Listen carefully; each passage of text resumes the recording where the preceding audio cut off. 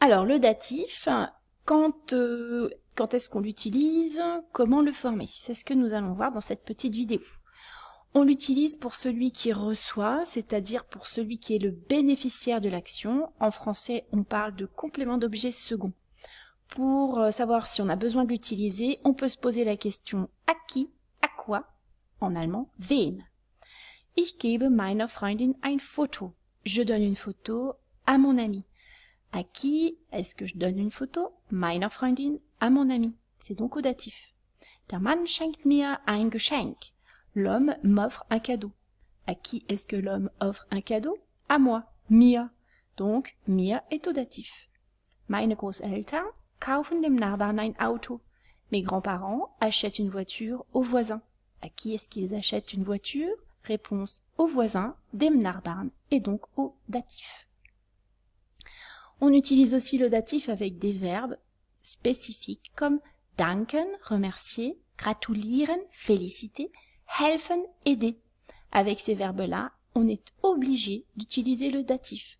Pas besoin de se poser de questions. De toute façon, ça désigne à chaque fois le bénéficiaire de l'action. Ich danke dir, je te remercie. Dir est au datif. Die Frau gratuliert der Ingenieurin. La femme félicite l'ingénieur. Der Ingenieurin est au datif. Das Kind hilft einem Schüler. L'enfant aide un élève. Einem Schüler est au datif. À chaque fois, dire der Ingenieurin, einem Schüler désigne les personnes qui bénéficient de l'action, qui reçoivent.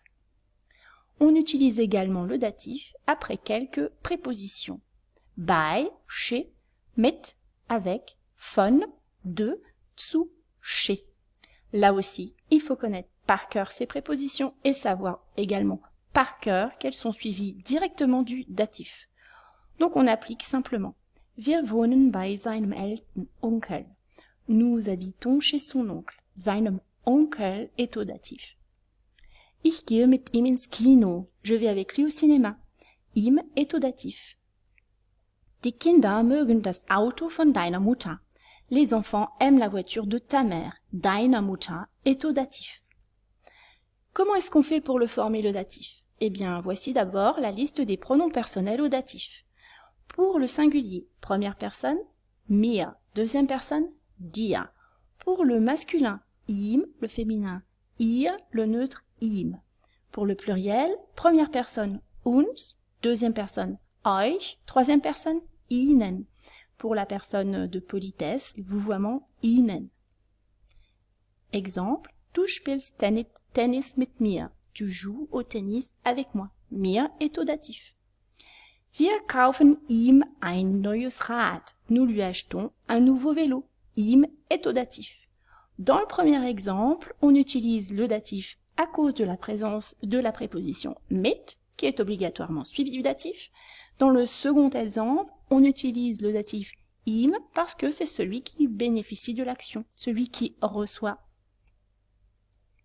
On utilise aussi le datif du nom qui est accompagné d'un déterminant défini.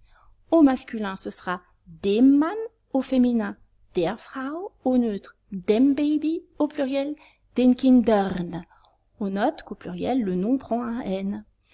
Pour un nom accompagné d'un déterminant indéfini, au masculin, ça donnera einem Mann, au féminin einer Frau, au neutre einem Baby, au pluriel Kindern. Pour le nom accompagné d'un déterminant possessif, au masculin, ça donnera meinem Mann, au féminin meiner Frau, au neutre meinem Baby, au pluriel meinen Kindern. Quelques exemples.